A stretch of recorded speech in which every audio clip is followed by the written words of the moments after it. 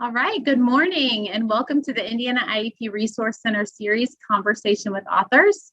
My name is Marcy Wilburn and I'm the project coordinator with the center. We are so excited to welcome Dr. Jenna Mancini Rufo, co-author of Reimagining Special Education, Using Inclusion as a Framework to Build Equity and Support for All Students. Let's start with some logistics. Please know that all microphones have been muted and all webcams are disabled for participants. Throughout the session, we encourage you to post general comments and questions within the chat box. In order to access the chat box, click on the toolbar at the bottom of the screen, type your comment and/or question. Remember, you have the option to post only to the panelists or to everyone within the webinar. Select the down arrow within the chat box to make your selection prior to submitting. Today's session is captioned. To enable the captions, click on the closed captioning button in the lower toolbar. If you have any technical difficulties today, please feel free to contact me. I will add my email into the chat box. And at this time, I will pass it over to Jenna to start the conversations about her book. Welcome, Jenna.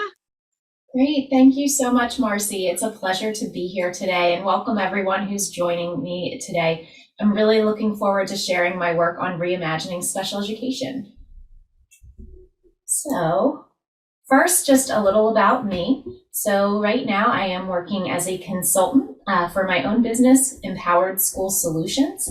And prior to that, I was an assistant superintendent, a special education director. I also worked as a state policy specialist. And then my beginning of my career, I was an inclusion facilitator and a special educator. So special education is really my passion. It's my background and where my heart is. And my proudest moment, I think professionally, was really when I was an administrator, an assistant superintendent, and a special ed director, transforming a system from one that was primarily self-contained special education classes to a much more inclusive service delivery model.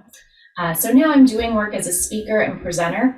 I'm also a family member. So I have a sibling who has significant disabilities, and growing up with my sister Nina, I always knew that this was going to be my path in special ed, and I really wanted to shape opportunities for our students today that my sister never had. And then the reason I'm here today is I'm an author. I recently released Reimagining Special Education with my co-author, Dr. Julie Costin. And to start off our conversation today, the background of the book is this idea that we have always had a system with special education and really general education in general that has been broken. And in many ways, those needs were amplified throughout the COVID-19 pandemic. So one of the impetus or the reason behind this book is to really use the lessons that we have learned through COVID-19 for positive change. So how can we take what we've learned to use this moment in time as an opportunity to really redesign the system and make it better for all students? So coming out of COVID, we've had a lot of challenges, right? So we have students who perhaps during the pandemic have not had their most basic needs being met. So students who rely on schools for food services, for social, behavioral services, whose very basic needs might not have been met during those shutdowns.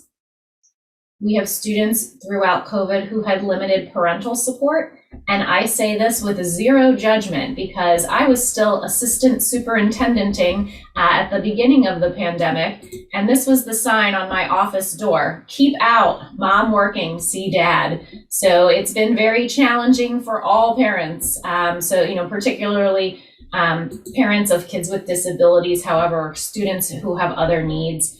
Or families who have needs and suffered things from the pandemic like loss of job or food insecurity or grieving loss of family members. We also have students with interrupted educations, students who even before COVID-19 interrupted their education, who might not have had the most consistent school experience due to transiency or maybe coming from another country where the educational system is different from what it is here. And we have our students with mental health needs. So those children who are school phobic or anxious, maybe some students who have some school avoidance. And those students are very concerning because what we know is that really staying home is probably the worst thing for them and can reinforce some of those anxious behaviors or depressive thoughts. And then we have our students who are English language learners who don't have the access to that same rich educational experience as they would have in person. And then, of course, our students with disabilities for whom those services that they received didn't necessarily translate well in the online environment. So now, coming out of COVID-19, finally, right, we have this very wide range of skills. We have the potential for over referrals to special education. So when we see students who are struggling, there may be a tendency to over refer them. And we're seeing more social, emotional, mental health, and behavioral challenges. But I got news for you folks, right? These have always been problems. So while COVID-19 has amplified it, it hasn't caused it. So the challenges that we see in our schools are not the result necessarily of COVID. It's not the fault of the school board or the teachers or the administrators, the government, the economy, or the students themselves. These are really systemic issues that have had to be addressed for a long time. So right now, we have this unique opportunity in front of us to press pause and to reset school, for us to think about what has always worked for all students and what hasn't. And really now more than ever, we can take a close look at the old routines of schools and classrooms. We'll keep the pieces that work, let go of those that don't, and create new unimagined routines and environments. So the question then becomes, what would it look like to reimagine school in a way that erases practices that keep some students struggling while others thrive? So we have this moment in time that is such a unique opportunity. And unfortunately, I think some of what I'm seeing in my work with some systems across the country is that rather than taking this opportunity to look how we can redesign, we're clinging to these old practices because it feels safe. So now that we're coming out of crisis mode, it's really the perfect time to look at what's working and what's not working and try to rethink things. So that's really the basis of this book, of how we can rethink our schools, reimagine special education to better meet the needs of all of our learners. So what does that exactly mean when we're talking about reimagining special education? So in our book, we have 6 key practices that we define as reimagining. So they all start with re. And the first one is this idea of restorying students. So we're designing experiences that recognize the inherent potential in students and build upon their strengths. So let's go into that a little more. So when we think of disability and special education has historically been based in a medical model.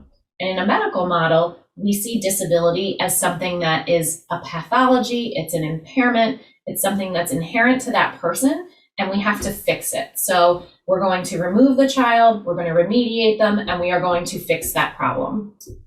Whereas when we shift to a social model of special education, we're looking at the barriers as inherent in society and inherent in our classroom.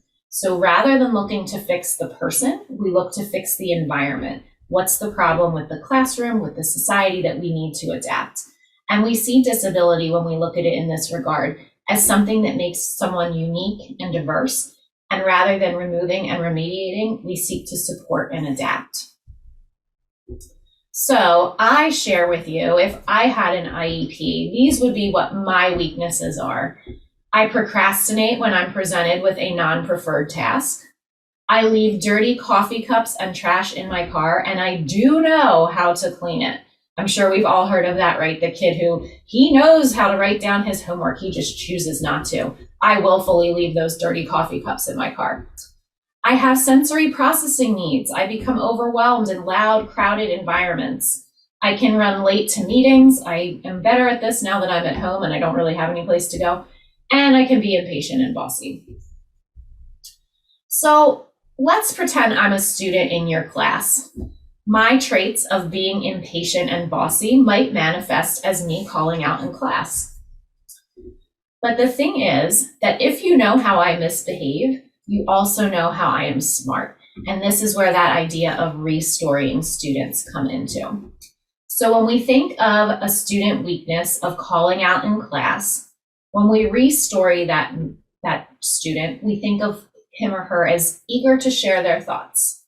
And traditionally, some ways that we might address that deficit are by giving the student warnings. We give them reminders to raise their hands, maybe a behavior chart. And if all else fails and they're still engaging, then we'll send them to the office.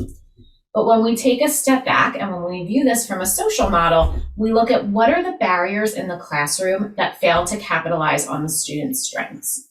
So some barriers might be call and response activities. So a teacher that is posing a question to the whole class, everyone raises their hand and the teacher calls on one student. There might not be enough opportunities for discussion.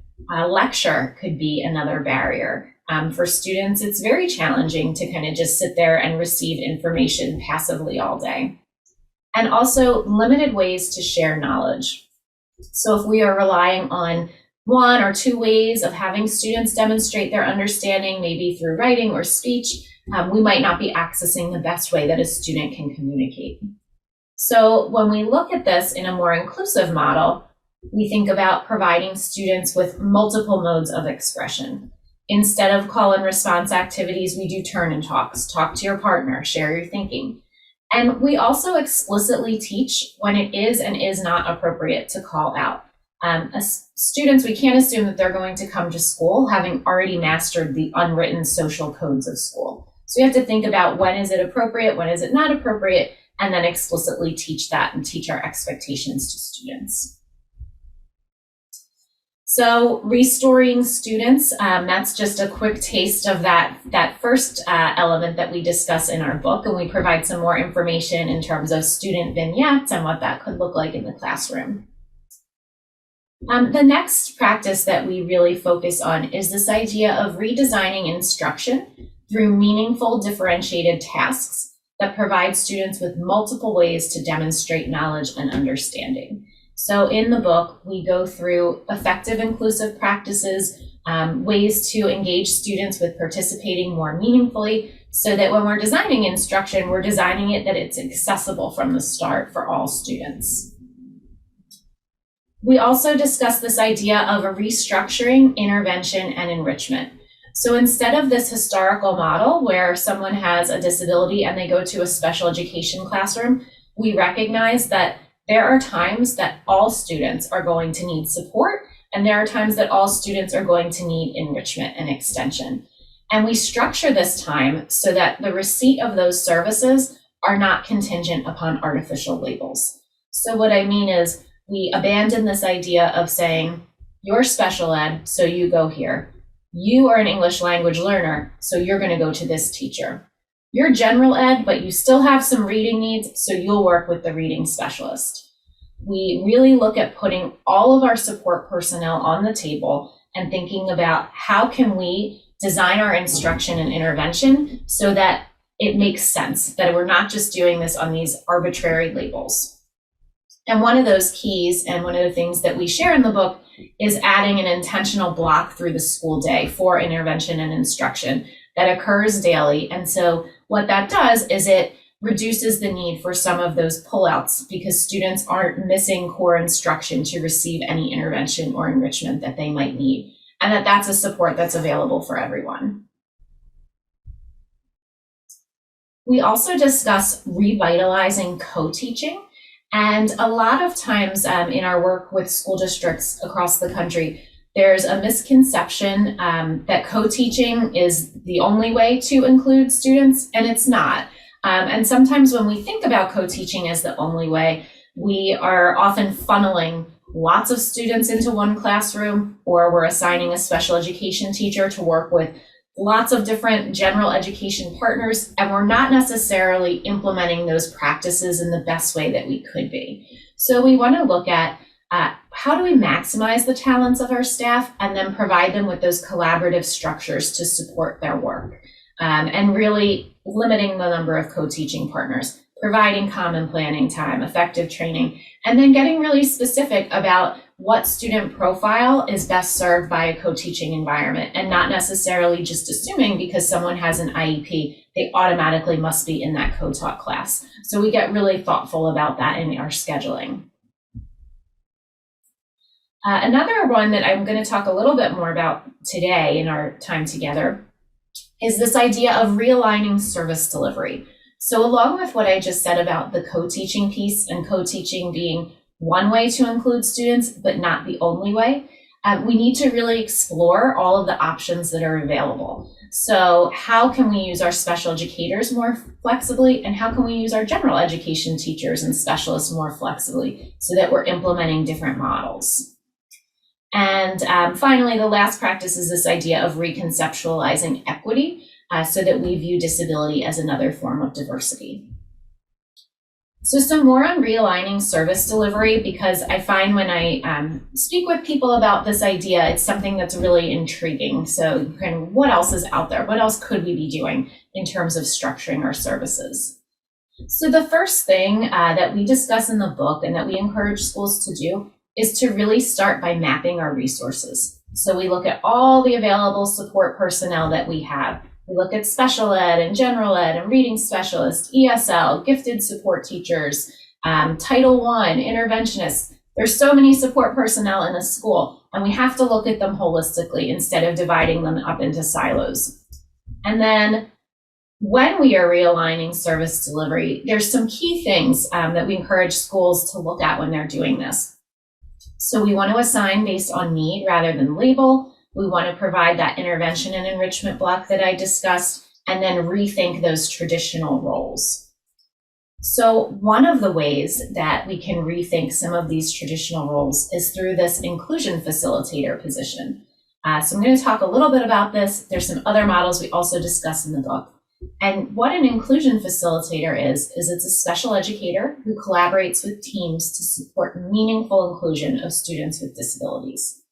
And they're not necessarily a direct service provider. So one of the keys to this role is that this individual has a flexible schedule so that she can offer support and job-embedded coaching with modifications and accommodations, with behavior, and with differentiation. That inclusion facilitator then can plan with grade level teams or departments on how to implement these modifications. She can assume some responsibility for taking that on, and then model those effective practices. So the inclusion facilitator is more working behind the scenes. And I see we have something in the chat. Let's see, just the reminder, yes, that you can post questions. And what an inclusion facilitator isn't, they're not a direct service provider. They are not the sole individual responsible for modifying instruction, nor are they a disciplinarian. While they can support with behavior and monitoring behavior, helping teachers implement plans, they're not a disciplinarian, and they're not a quasi-administrator. The role is really more of a coaching role to support both general ed staff and special ed staff to include students more effectively.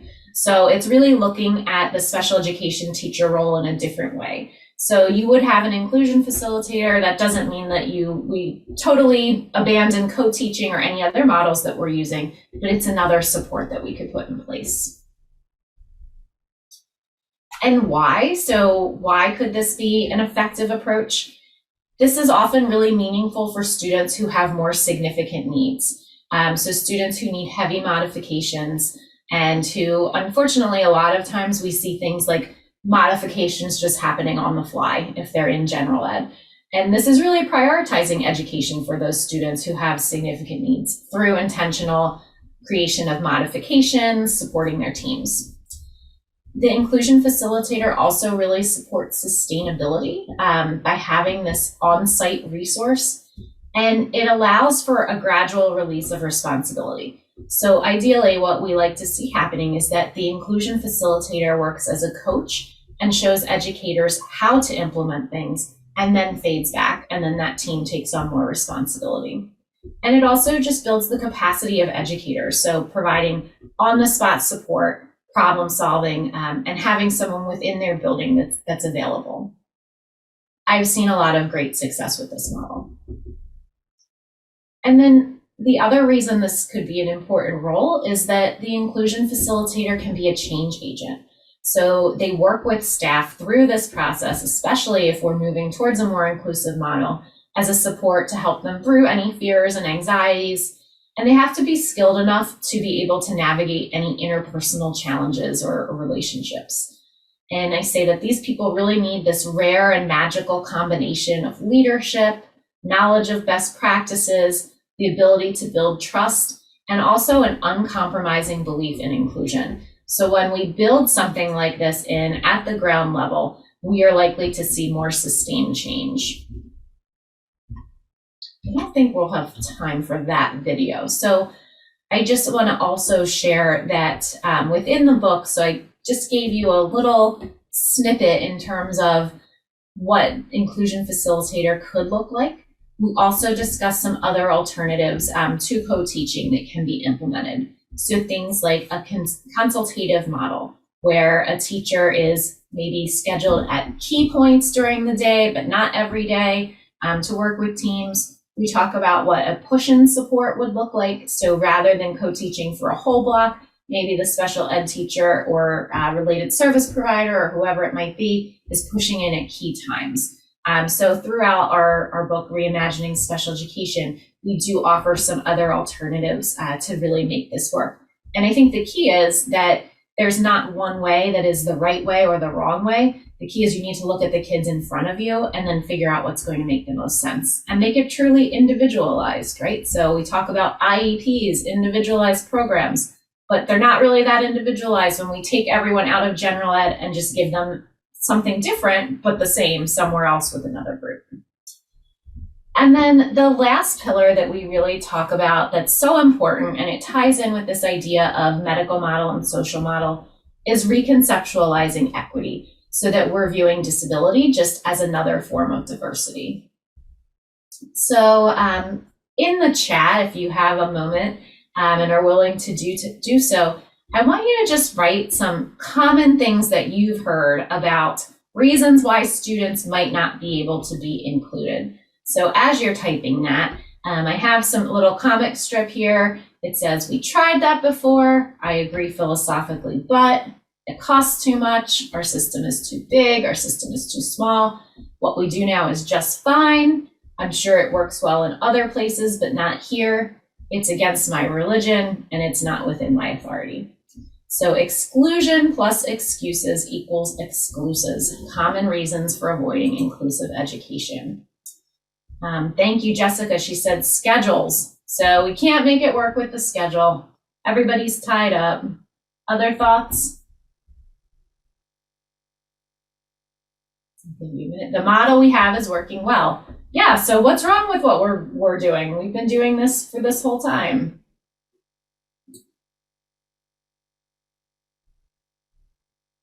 Let's see, one more in the chat. We don't have enough time to collaborate, right? So we hear all these reasons why inclusion doesn't work. So here's some of the common ones that we hear. Self-contained settings are not harmful to people with disabilities. Schools are making a good faith effort to equalize the two systems. And because students are still living with the effects of exclusion, it'll take some time before they can compete. Pull-out instruction is the traditional model. Let us do our thing. Inclusion is not a right, it is a privilege. It's been proven a failure. Discipline referrals have increased to students with disabilities in the classrooms. Classrooms are already overcrowded. We already have big class sizes, so we need to limit the number, cap the number of students with disabilities in the class. I have heard that. Oops. And then finally, I kind of hit that by mistake. You saw where I'm going with this. Students with disabilities are not fully excluded and separate classes are just fine. So what if I were to tell you that these aren't necessarily reasons to exclude individuals with disabilities, but they are all reasons that we used at some point in time to exclude another marginalized group? So the first one here, these were arguments that were made against women's suffrage. So suffrage is not a right, it's a privilege. Women's suffrage has been proven a failure in states that have tried it, and crime has increased due to lack of mothers in the home. These are not arguments against including students with disabilities. They were the same arguments that were made for desegregation, against desegregation. Segregation is not harmful to Black people. Whites are making a good faith effort to equalize the two systems, but because Black children are living with the effects of slavery, it'll take some time before they can compete. and social separation of Blacks and whites is tradition. States should be left free to regulate their own affairs. And then finally, these were not arguments made against students with disabilities in classrooms. They're the same arguments that were made against the inclusion of Jewish students in schools during the Holocaust. That schools were already overcrowded, we should restrict the number of students, and laws did not fully exclude Jews from education. They allowed us to set up separate schools.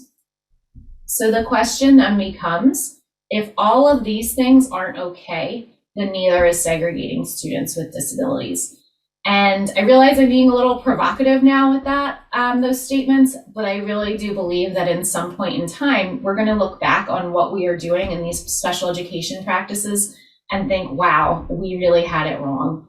And so this has been a need to reshape what we're doing for quite some time. And now really is the moment to do that. So we have to go against this idea that the challenges a student experiences are due to the problems internal to them, not the system, and reject the notion that segregation and separation are remedies to fix those deficits. And we have to go against this idea that the general education curriculum holds little value for students with learning challenges. So a lot of times when I speak to audiences and when I get to this point, this is when I hear things like, but you can't mean that student with autism. You can't mean that student with Down syndrome. You can't mean that student who is throwing a chair. And I do. And that's what, when we talk about inclusion in this book, we are talking about all students, because equity and segregation are paradoxical, while equity and inclusion live hand in hand. So really, if not you, as an educator, as a parent, whatever your role, who, and if not now, when? If we don't really start looking at the system critically now, I'm not quite sure when it's going to happen. So I did have a video clip, but I know that we're short on time, so I think we can just open it up for questions if that's all right with you, Marcy. Absolutely. All right, if you have questions, go ahead and post those in the chat.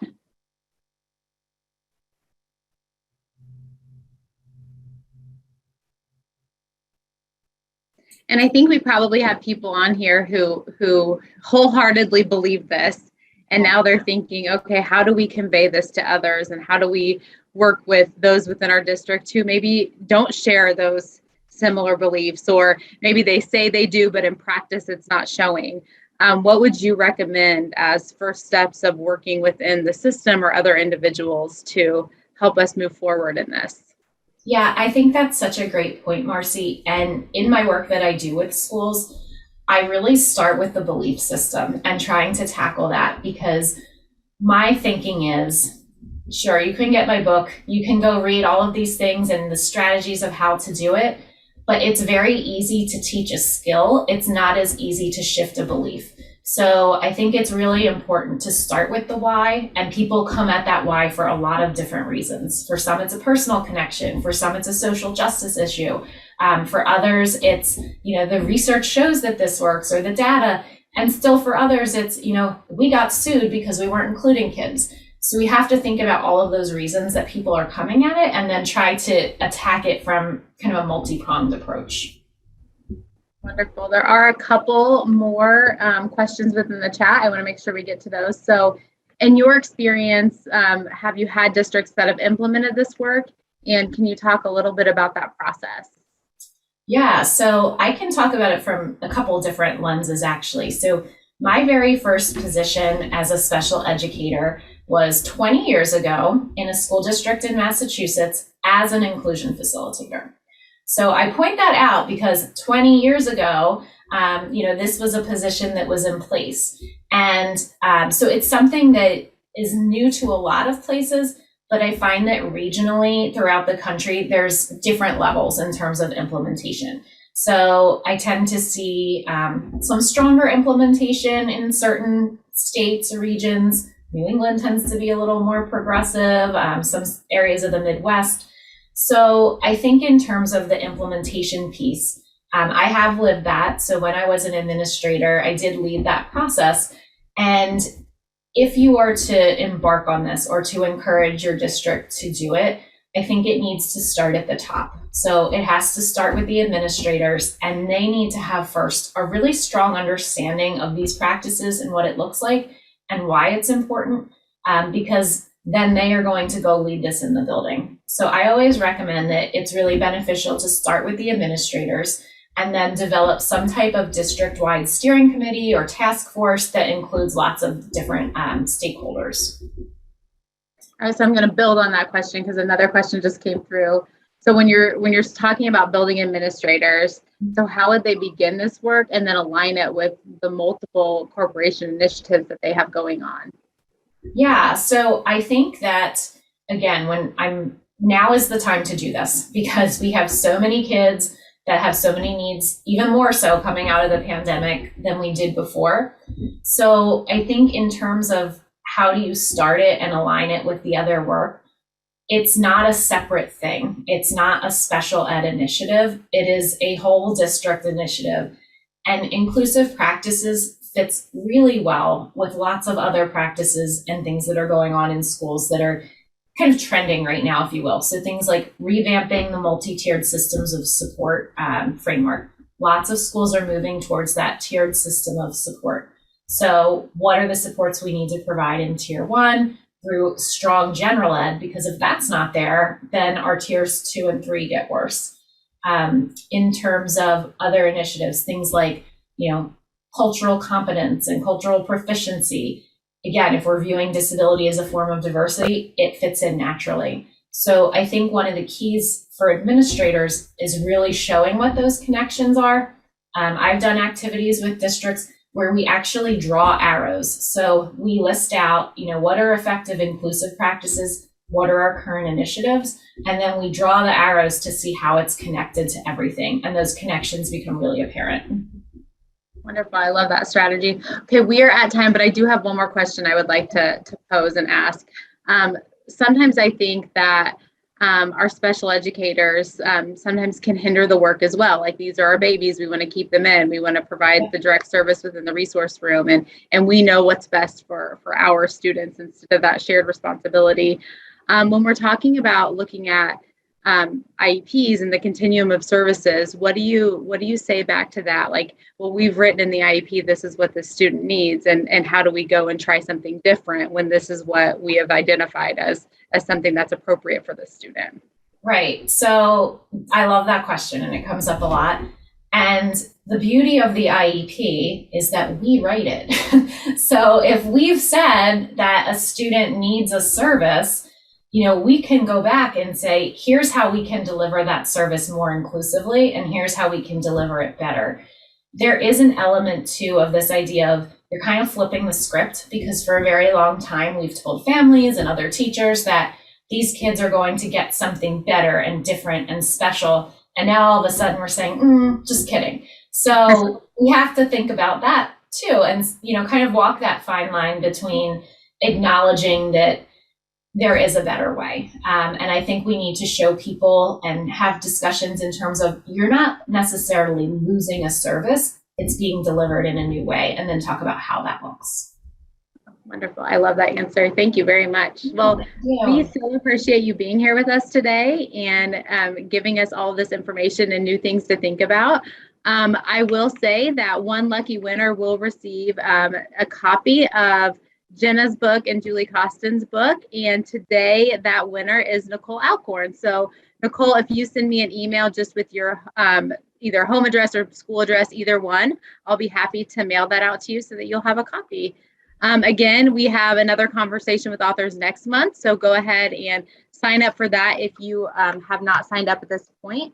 I'm going to go ahead and add in the evaluation link within the chat so that you can go ahead and complete that for us. But other than that, I hope you all have a wonderful rest of your day. And thanks again, Jenna. We appreciate it. Great. Thank you so much, Marcy. Take care, everyone.